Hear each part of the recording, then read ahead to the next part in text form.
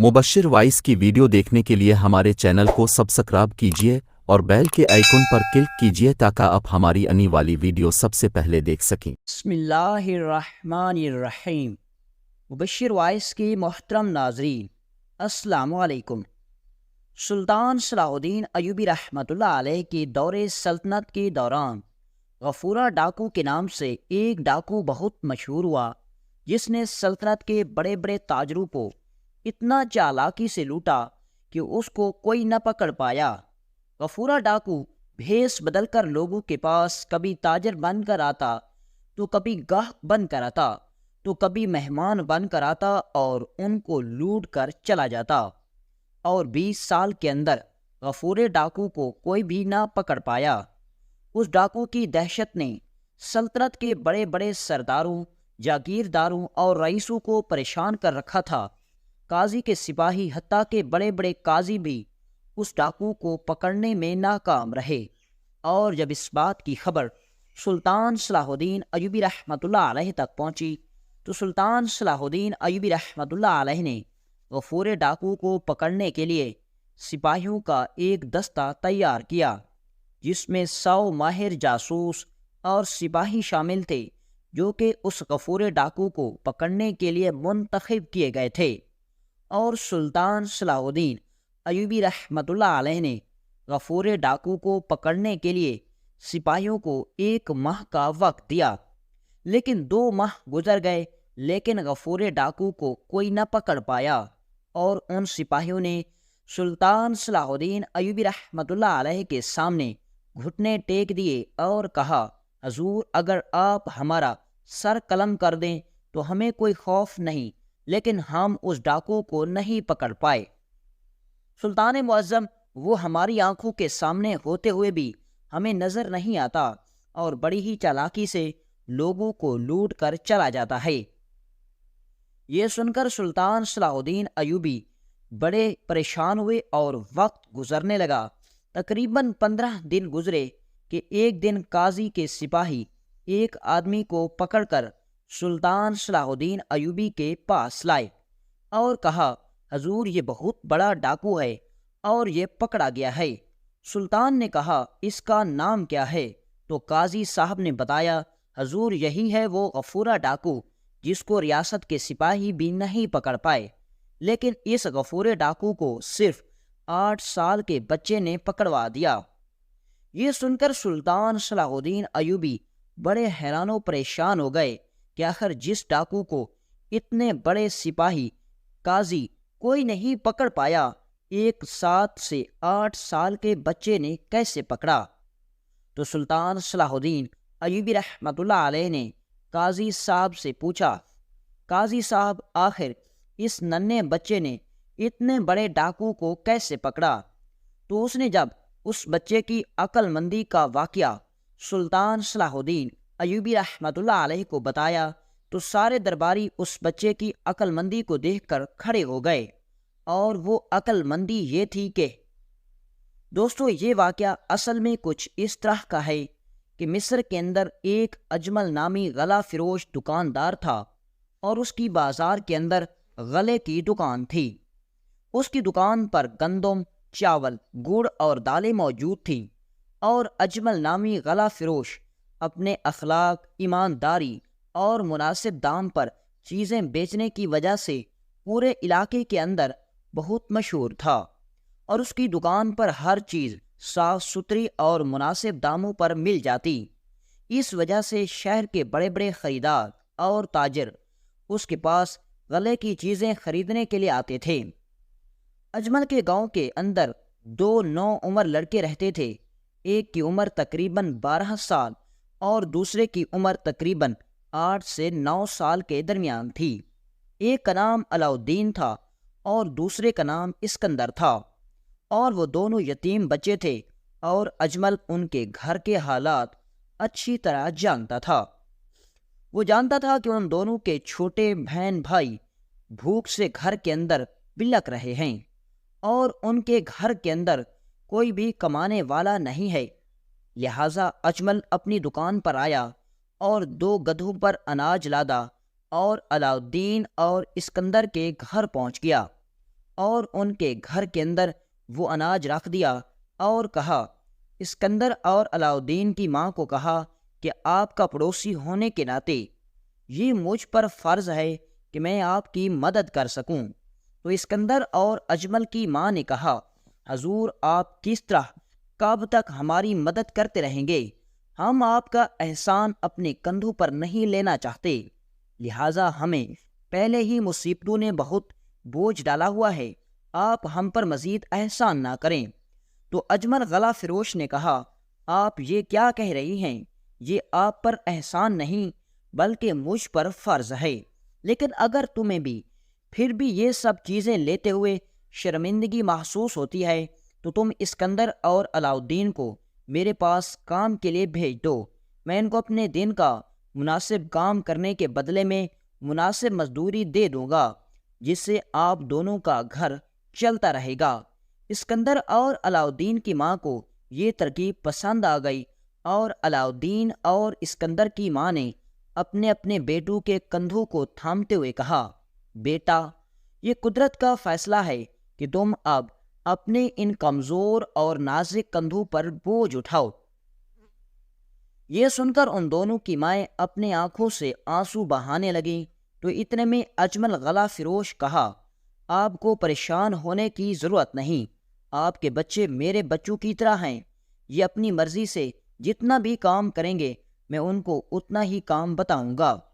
اجمل نے اسکندر اور علاؤدین کو اپنے ساتھ لیا اور اپنی دکان پر لے گیا۔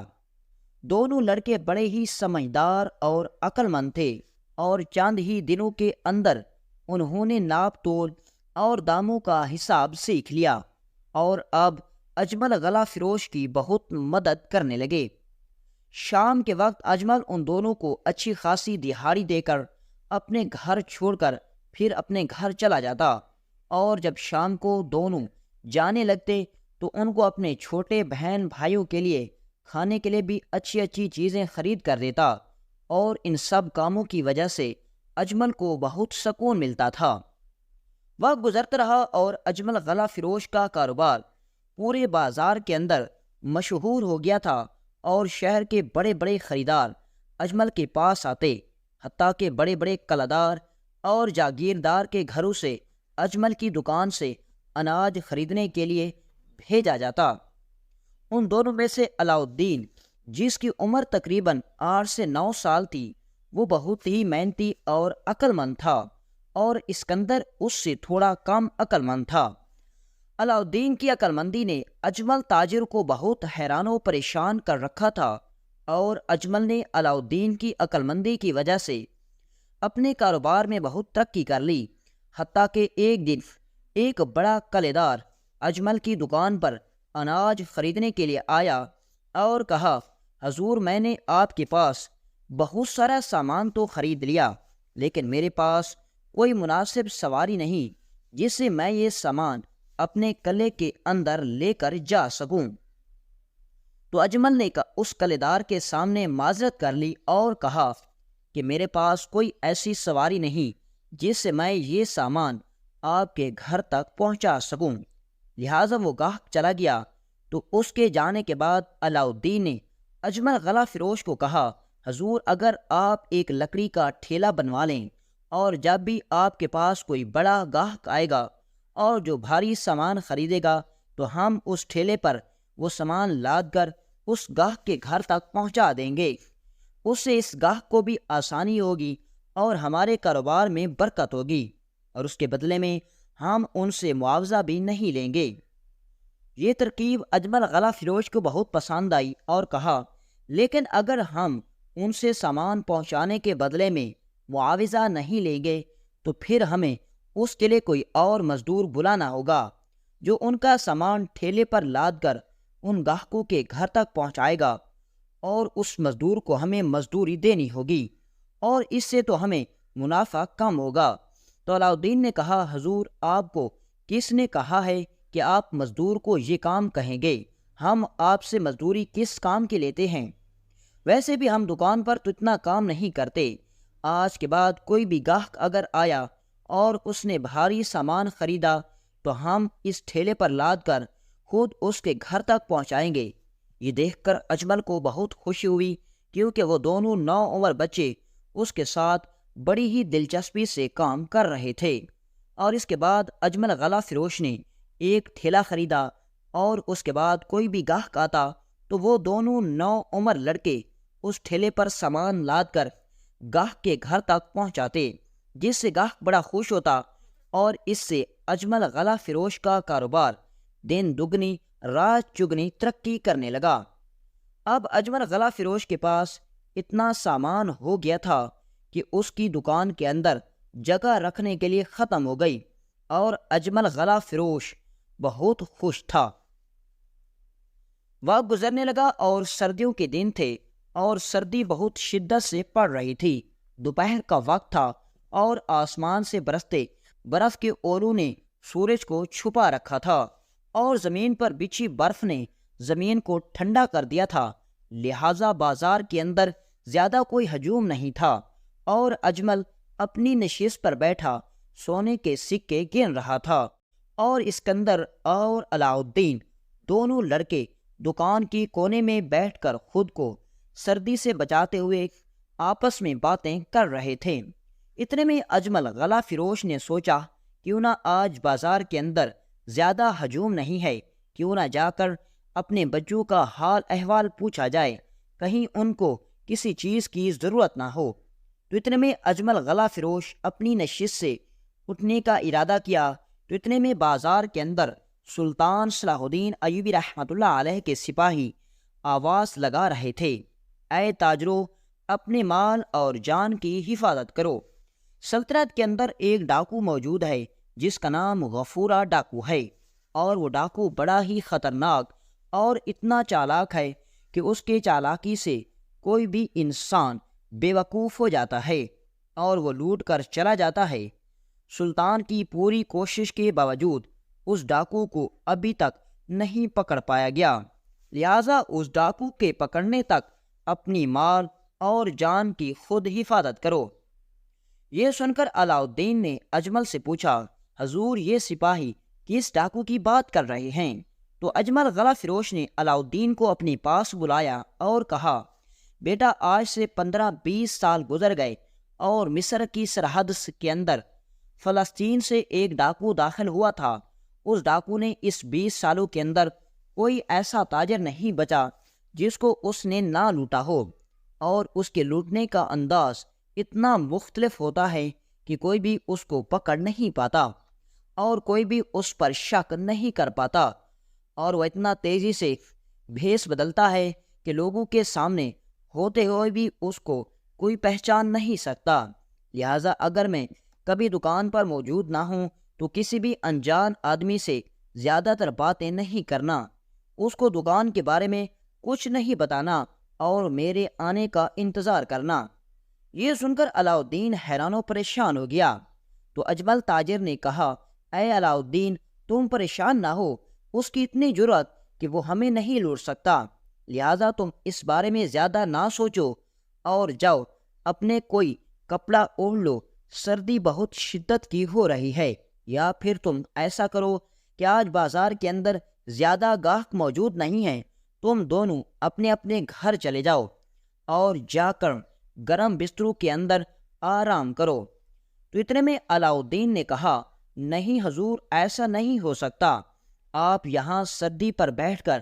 چیزیں بیچیں، اور ہم آرام سے جا کر بستر پر لیٹ جائیں، ہم ایسا نہیں کر سکتے،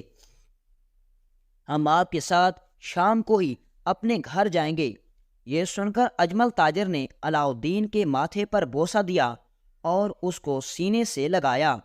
اور کہا، بیٹا، اللہ آہ کو لمبی زندگی دے۔ اس کے بعد اب علاء الدین کو اجمل غلہ فروش نے کہا، بیٹا، تم یہاں دکان کی رکھوالی کرو، میں اپنے گھر جا کر اپنے بچوں کا حال احوال پتہ کرتا ہوں، آج سردی بہت زیادہ ہے، ہو سکتا ہے ان کو کسی چیز کی ضرورت ہو۔ تو اتنے میں علاء الدین اپنی جگہ سے اٹھ کر اسکندر کے پاس بیٹھ گیا، اور اجمل غلہ فروش نے ابھی اٹھنے کا ارادہ ہی کیا تھا تو اس نے دیکھا کہ سامنے سے ایک قیمتی لباس میں ملبوس، سر پر پگڑی پہنے ہوئے، ہاتھ میں ایک قیمتی عصا ایک آدمی اس کی طرف آ رہا ہے۔ اس کو دیکھ کر اجمل غلہ فروش نے جانے کا ارادہ ترک کر دیا اور دوبارہ اپنی نشست پر بیٹھ گیا۔ تو اتنے میں وہ آدمی اجمل غلہ فروش کی دکان پر آیا اور پوچھا، حضور میں آپ سے بہت بھاری مقدار میں غلہ خریدنا چاہتا ہوں، اور میں نے پورے شہر کے اندر آپ کے بارے میں سن رکھا ہے کہ آپ کے پاس چیز صاف ستھری، اچھی اور معیار والی مناسب دام پر مل جاتی ہے، اس لیے میں نے سوچا کہ میں اپنے سامان آپ سے خریدوں۔ اپنی تعریف سن کر اجمل غلہ فروش بڑا خوش ہو گیا، کیونکہ اس سے پہلے بھی وہ کئی گاہکوں سے اپنی تعریف سن چکا تھا۔ اتنے میں اسکندر اور علاء الدین بھی اجمل غلہ فروش کے قریب آ گئے کہ یہ گاہک جو کوئی چیز کہے گا ہم وہ چیز تول کر اس کے ہاتھ میں تھما دیں گے، اور اس سے پہلے بھی وہ یہی کرتے تھے کہ کوئی بھی گاہک آتا تو اجمل غلہ فروش اپنی نشست پر بیٹھا رہتا اور صرف رقم وصول کرتا۔ ناپ تول کا کام اسکندر اور علاء الدین کرتے تھے، اور اس کے بدلے میں اجمل ان کو دہاڑی دیتا تھا۔ اب وہ دونوں بچے اس کے پاس کھڑے تھے اور وہ آدمی کہہ رہا تھا کہ حضور اصل میں بات یہ ہے کہ میں نے سامان تھوڑا نہیں خریدنا، میں نے بہت بھاری مقدار میں سامان خریدنا ہے۔ مجھے بھاری مقدار میں سامان چاہیے، کیونکہ میں قلعے کے حاکم کی دعوت کر رہا ہوں، اور اس دعوت میں مجھے اچھا اناج، اچھی نسل کے چاول اور کچھ گڑ چاہیے ہوگا۔ تو یہ سن کر اجمل فروش نے کہا کہ حضور آپ حکم کریں، ہم سامان آپ کے گھر تک پہنچا دیں گے، لیکن آپ بتائیے آپ کو کتنا سامان خریدنا ہے۔ تو یہ سن کر اس آدمی نے کہا کہ میں نے اپنے ساتھ 3 اونٹ لے کر آیا ہوں، آپ اس بات سے اندازہ لگا سکتے ہیں کہ میں نے کتنا سامان خریدنا ہے۔ یہ سن کر اجمل بڑا خوش ہو گیا کہ میں تو سمجھا کہ آج سارا دن ایسے ہی سردی میں فارغ بیٹھنا پڑے گا، لیکن اللہ کا کرم دیکھیں کہ میرے پاس اتنا بڑا وسیلہ بنا کر بھیج دیا۔ اب وہ آدمی اپنا سامان اجمل کو بتانے لگا، اور اجمل غلہ فروش علاء الدین اور اسکندر کو کہتا گیا، اور وہ دونوں ناپ تول کر کے سامان اس آدمی کے ملازموں کے حوالے کرتے گئے،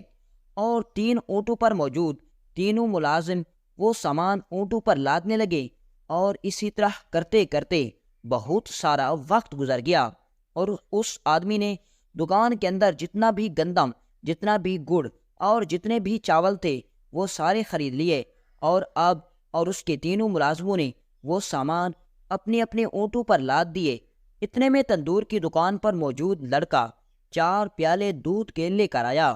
اور اس نے ایک گرم دودھ کا پیالہ اس آدمی کے حوالے کیا جو سامان خریدنے کے لیے آیا ہوا تھا، اور باقی 3 پیالے اس کے ملازموں کے حوالے کر دیے۔ اتنی زیادہ سردی میں گرم دودھ کو دیکھ کر وہ تینوں ملازم بڑے خوش ہو گئے اور اجمل تاجر کو دعائیں دینے لگے۔ اب اجمل نے دیکھا کہ میری دکان کا جتنا بھی سامان تھا اس نے خرید لیا ہے۔ وہ دل ہی دل میں بڑا خوش تھا، اور اب اس نے اس آدمی کو کہا کہ جتنا تم نے سامان خریدنا ہے میں نے اس کے مناسب دام لگائے ہیں، اور اس حساب سے تمہارے 3000 سونے کے سکے بنتے ہیں۔ یہ سن کر اس آدمی نے اپنے تھیلے سے 3 تھیلے نکالے، اور ان 3 تھیلوں میں 1000 سونے کے سکے تھے۔ اس نے اجمل فروش کے حوالے کر دیے اور کہا، یہ لیں آپ کی رقم۔ اجمل نے لکڑی کے بنے ہوئے پھٹے پر ایک تھیلا انڈیلا، اور اپنے پاس علاء الدین اور اسکندر کو بلایا اور کہا، آپ یہ سکے گننے میں میری مدد کریں۔ اسکندر پھٹے کے جیسے ہی قریب آیا تو بیٹھنے لگا تو اس کے ہاتھ پر ایک سکہ لگا، اور وہ سکہ نیچے گر گیا۔ وہ لکڑی کا بنا ہوا تخت تقریباً 5 فٹ کی اونچائی پر تھا، اور جیسے ہی سکہ نیچے گرا تو علاء الدین نیچے جھکا، اور اس نے وہ سکہ اٹھا کر اپنی جیب میں ڈال دیا، اور اس بات کا اندازہ اس دکان میں موجود اس آدمی کو بھی نہیں ہونے دیا، اور نہ ہی اجمل غلہ فروش کو کہ ایک سکہ اس نے چھپا لیا ہے۔ لیکن اجمل بڑا ہی دانا اور عقل مند غلہ فروش تھا، اور اس نے یہ محسوس کر لیا کہ نیچے گرنے والا سکہ علاؤالدین نے ان سکوں کے اندر نہیں ڈالا بلکہ اس نے چھپا لیا ہے۔ ایک سکہ اس کے لیے بہت معمولی رقم تھی، لیکن اجمل غلہ فروش کو بہت افسوس ہوا کہ میں تو علاؤالدین کو بڑا ہی عقل مند اور ذہین سمجھتا تھا، اور میں اس کے بارے میں یہ کبھی نہیں سوچ سکتا تھا کہ یہ چوری کرے گا، اور آج اس کی حرکت پر مجھے بہت افسوس ہوا۔ اب سکے گنتے گنتے علاؤالدین دکان سے چلا گیا اور اپنے مالک یعنی کہ اجمل غلہ فروش کو بھی نہیں بتایا۔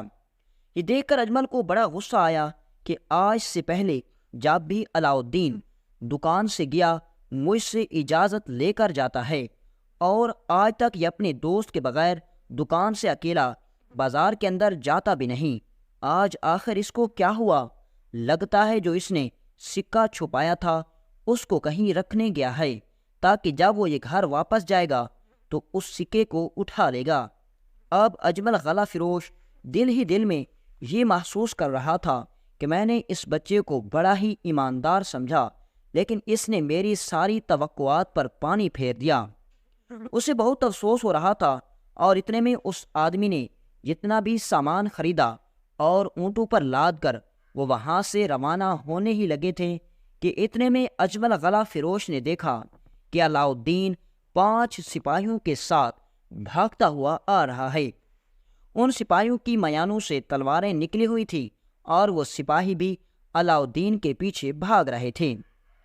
یہ دیکھ کر وہ آدمی بہت ڈر گیا جس نے اجمل غلہ فروش سے 3 اونٹ لدے ہوئے سامان خریدا، تو اس کو دیکھ کر اجمل بھی بڑا حیران ہوا، کیونکہ ایک طرف اس نے سپاہیوں کو دیکھا تو دوسری طرف اس آدمی کو دیکھا تو وہ بہت پریشان تھا۔ اجمل غلہ فروش کو سمجھ نہیں آ رہا تھا کہ آخر یہ سب کیا ہو رہا ہے، اور یہ علاؤالدین کیا کر رہا ہے؟ آخر اس کے ساتھ سپاہی کیوں آ رہے ہیں؟ کیا ہمارے سامان کے اندر ملاوٹ کی کسی نے کوئی جھوٹی شکایت تو حاکم کے پاس تو نہیں لگا دی؟ اور ہو سکتا ہے کہ یہ آدمی ہمارے سلطان صلاح الدین ایوبی رحمۃ اللہ علیہ کا کوئی جاسوس ہو، اور یہ ہمارے سامان میں معلوم کرنے آیا ہو۔ لیکن پھر اجمل نے دل ہی دل میں سوچا کہ آج تک میں نے اپنے مال کے اندر ذرا بھی ملاوٹ نہیں کی، لگتا ہے معاملہ کچھ اور ہی ہے۔ اتنے میں وہ 5 سپاہی جب قریب آئے تو انہوں نے آتے ہی اس آدمی کو پکڑ لیا، اور وہ 5 سپاہی اور اس کے تینوں ملازموں کو یہ دیکھ کر اجمل غلہ فروش نے علاؤالدین کو کہا، یہ تم نے کیا کیا، اور یہ سپاہی اس بیچارے کو کیوں پکڑ رہے ہیں؟ تم جانتے ہو یہ ہمارا کتنا بڑا گاہک ہے۔ یہ سن کر علاؤالدین نے کہا، حضور یہ آدمی آپ کو لوٹ رہا تھا، آپ جانتے ہیں یہ کون ہے؟ یہ سن کر اجمل غلہ فروش نے کہا، ہاں میں جانتا ہوں، یہ بہت بڑا رئیس ہے، اور آپ نہیں جانتے اس نے ہم سے 3 اونٹ سامان خریدے ہیں۔ یہ سن کر علاؤالدین نے کہا، حضور آپ کے ساتھ بہت بڑا دھوکہ ہو رہا تھا، یہ کوئی گاہک نہیں اور نہ ہی کوئی رئیس ہے، یہ بہت بڑا ٹھگ ہے جو آپ کو ٹھگنے آیا تھا۔ یہ سن کر اجمل غلہ فروش نے کہا، علاؤالدین تم یہ کیا کہہ رہے ہو؟ تم کیوں الزام تراشی کر رہے ہو؟ تم نہیں جانتے یہ ہمارے لیے قابل احترام ہے۔ یہ سن کر علاؤالدین نے کہا، حضور یہ بہت بڑا ٹھگ ہے، اور اس بات کا میرے پاس ثبوت ہے، اور آپ جانتے ہیں کہ یہ کون ہے؟ یہ سن کر اجمل نے کہا، نہیں میں نے اس کو پہلی مرتبہ دیکھا ہے۔ تو یہ سن کر سلطان صلاح الدین ایوبی رحمۃ اللہ علیہ کے 5 سپاہیوں میں ایک سپاہی بول پڑا۔ اس نے کہا، اجمل صاحب یہ غفورہ ڈاکو ہے جس نے پوری سلطنت کے اندر دہشت پھیلا رکھی تھی، اور اس کے لوٹنے کا انداز اتنا مختلف ہے کہ آپ جانتے تھے کہ اس ڈاکو کا غلبہ پوری سلطنت کے اندر ہے، لیکن پھر بھی آپ نے اس پر بھروسہ کر لیا، اور بغیر سکوں کو جانچے آپ نے اس کو سامان دے دیا، اور اگر یہ علاؤالدین عقل مندی نہ دکھاتا تو آپ آج برباد ہو جاتے۔ یہ سن کر اجمل نے کہا، حضور میری سمجھ میں ایک بات نہیں آ رہی کہ آخر علاؤالدین کو کیسے پتہ چلا کہ یہ دھوکے باز ہے، یہ لوٹنے آیا ہے؟ تو سلطان صلاح الدین ایوبی رحمۃ اللہ علیہ کے بہادر سپاہیوں میں سے ایک سپاہی نے کہا، حضور ہمارے ساتھ سلطان صلاح الدین ایوبی کی عدالت میں چلیں۔ یہ بچہ سلطان صلاح الدین ایوبی رحمۃ اللہ علیہ کے سامنے بتائے گا کہ کس طرح اس کو پتہ چل گیا کہ یہ آدمی کوئی رئیس زادہ نہیں، نہ ہی کوئی گاہک ہے، بلکہ یہ بہت بڑا ڈاکو ہے۔ اجمل اپنے دل ہی دل میں یہ تجسس لیے سلطان صلاح الدین ایوبی رحمۃ اللہ علیہ کے سپاہیوں کے ساتھ چل پڑا۔ سلطان صلاح الدین ایوبی رحمۃ اللہ علیہ عدالت میں موجود تھے، اور جب اس بات کی خبر سلطان صلاح الدین ایوبی کو ملی کہ غفورہ ڈاکو پکڑا گیا اور اس کو پکڑنے والا کوئی اور سپاہی، کوئی جنگجو نہیں، بلکہ ایک 9 سالہ بچہ ہے، یہ خبر پہنچتے ہی پورے دربار کے اندر ہلچل مچ گئی، اور سلطان صلاح الدین ایوبی رحمۃ اللہ علیہ حیران ہو گئے۔ تو سلطان صلاح الدین ایوبی رحمۃ اللہ علیہ نے کہا، اے علاء الدین، آخر تمہیں کیسے پتہ چلا کہ یہ آدمی ٹھگ ہے؟ تو علاء الدین نے سلطان صلاح الدین ایوبی رحمۃ اللہ علیہ کو بتایا کہ حضور، جب ہم نے سارا سامان ناپ تول کر اس آدمی کے حوالے کر دیا تو اس نے جب سکے ہمارے مالک کے حوالے کیے تو سکے گنتے وقت ایک سکہ میز سے نیچے گرا، اور اس سکے میں نیچے گرتے ہی جو آواز پیدا ہوئی، اس آواز سے مجھے شک ہو گیا کہ یہ سکہ اصلی سکہ نہیں ہے بلکہ کھوٹا سکہ ہے۔ میں نے اپنی بات کو ثابت کرنے کے لیے وہ سکہ وہاں سے اٹھا لیا اور کسی کو اس بات کی خبر نہیں ہونے دی۔ میں اس دکان سے چلا گیا اور قریب جا کر میں نے ایک پتھر پر جب اس سکے کو رگڑا تو مجھے پتہ چل گیا کہ اس سکے کے نیچے کھوٹا سکہ ہے اور اوپر سونے کے پانی کی تہ چڑھی ہوئی تھی۔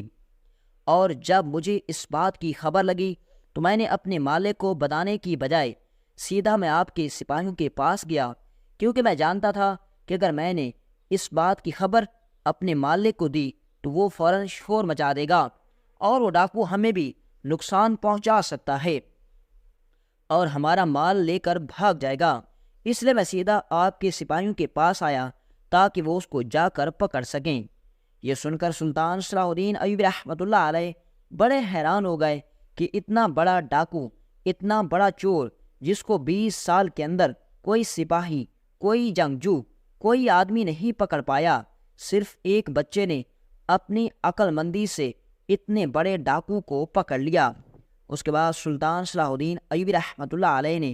اجمل تاجر سے پوچھا کہ اجمل، ایک بات بتاؤ، تمہارے پاس 2 نوعمر لڑکے کام کرتے ہیں، آخر وجہ کیا ہے کہ اتنی چھوٹی عمر میں ان دونوں کو کام کرنا پڑ رہا ہے؟ تو اجمل نے بتایا، حضور یہ یتیم ہیں، ان کے گھر کے اندر کمانے والا کوئی نہیں۔ سلطان معظم، میں نے ان کی مدد کرنی چاہی تو اسکندر اور علاء الدین کی ماں نے انکار کر دیا اور کہا ہم آپ کا یہ احسان نہیں اٹھانا چاہتے۔ تو میں نے انہیں کہا کہ آپ کے یہ دونوں بچے میرے پاس کام کریں گے اور میں ان کو اس کے بدلے میں مزدوری دوں گا، اس سے آپ کے گھر کا گزارا بھی ہوتا رہے گا اور آپ کو شرمندہ بھی نہیں ہونا پڑے گا، اور اسی وجہ سے یہ دونوں بچے میرے پاس کام کر رہے ہیں۔ یہ سن کر سلطان صلاح الدین ایوبی کو خود پر بہت غصہ آنے لگا کہ میری اس سرزمین پر حکومت ہونے کے بعد بھی 2 یتیم بچے اس عمر میں اتنی سردی کے باوجود کام کر رہے ہیں۔ سلطان صلاح الدین ایوبی رحمۃ اللہ علیہ نے اسی وقت خزانچی کو حکم دیا کہ علاء الدین اور اسکندر دونوں کا وظیفہ مقرر کیا جائے اور ہر ماہ 200 سونے کے سکے ان کو دیے جائیں اور ان کی پڑھائی کا بندوبست شہر کے ایک اچھے سے مدرسے میں کیا جائے، اور اس کے علاوہ ان 2 بچوں کو کبھی بھی کسی چیز کی ضرورت ہوگی وہ سرکار کی طرف سے ادا کی جائے گی، اور اس کے علاوہ اگر یہ اپنی پڑھائی کے علاوہ وقت میں غلہ فروش کے پاس کام کرنا چاہیں گے تو کر سکتے ہیں، اور یہ غلہ فروش ان کو اپنی مزدوری دے گا۔ یہ سن کر دونوں بچے بڑے خوش ہو گئے، اور اسی طرح علاء الدین کی عقل مندی کی وجہ سے اس کو اتنا بڑا انعام مل گیا، اور اس کے ساتھ اس کے دوست اسکندر کا بھی مستقبل سنور گیا۔ اور اس کے بعد اس اجمل تاجر سلطان صلاح الدین ایوبی کا شکریہ ادا کرتا ہوا وہاں سے جانے لگا تو اتنے میں سلطان صلاح الدین ایوبی رحمۃ اللہ علیہ نے اجمل کو کہا، اگر تم نے ان 2 بچوں پر رحم کھا کر ان کی مدد نہ کی ہوتی تو شاید آج تم غفور ڈاکو کے ہاتھوں لوٹے جاتے، برباد ہو جاتے، لیکن تم نے سخاوت کا اظہار کیا اور تیری نیکی اللہ کو اتنی پسند آئی کہ 20 سال سے مفرور ڈاکو ایک بچے کی وجہ سے پکڑا گیا اور تم برباد ہونے سے بچ گئے۔ اور جب اس بات کی خبر پوری مصر کی سلطنت کے اندر پھیلی کہ غفورہ ڈاکو کو ایک بچے نے پکڑوا دیا، تو دور دور سے رئیس زادے، بڑے بڑے وزیر علاؤالدین کو ملنے آتے، اور جب وہ آتے تو اس کو بھاری بھاری تحائف دے کر چلے جاتے۔ اور اسی طرح علاؤالدین نے اپنی ماں کے لیے چھوٹی سی عمر میں اتنا سب کچھ کما لیا کہ پھر علاؤالدین کی ماں کو کبھی کسی چیز کی کمی محسوس نہیں ہوئی۔